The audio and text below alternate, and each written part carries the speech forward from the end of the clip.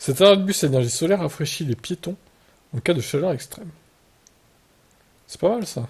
Le système innovant comprend une unité supérieure avec des panneaux solaires qui fournissent de l'énergie pour pomper l'eau, une citerne souterraine qui stocke l'eau douce la nuit, un circuit fermé qui fait circuler l'eau pendant les heures les plus chaudes de la journée, et des capteurs de température qui détectent également la présence de piétons. Voici comment fonctionne l'arrêt de bus solaire. Lorsque les capteurs détectent qu'un piéton est arrivé à l'arrêt de bus, le système de pompage s'active. Il tire l'eau de la citerne, il la fait circuler, ce qui abaisse la température de l'arrêt de bus entre 20 et 24 degrés, en libérant de l'air frais à travers de petits trous. Le processus de refroidissement dure 10 à 20 minutes. Puis l'eau retourne dans la citerne, l'eau coule à travers le toit de l'abri la nuit pour se rafraîchir.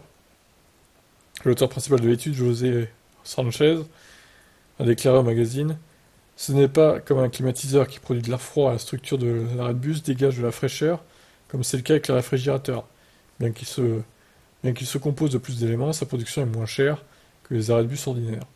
Le pilote va être lancé à Séville à l'été 2024. Les chercheurs disent qu'ils continueront à travailler sur la conception pour l'améliorer. Le maximum à Séville aujourd'hui est de 43 degrés centigrades. Ce n'est pas seulement un luxe, il fournit un service indispensable pour protéger la santé des gens face au réchauffement climatique, ou comme le dit l'étude, l'espace urbain est considéré comme un endroit difficile pour les citoyens des grandes villes du sud de l'Europe, et de l'Espagne donc, en raison de la situation du changement climatique.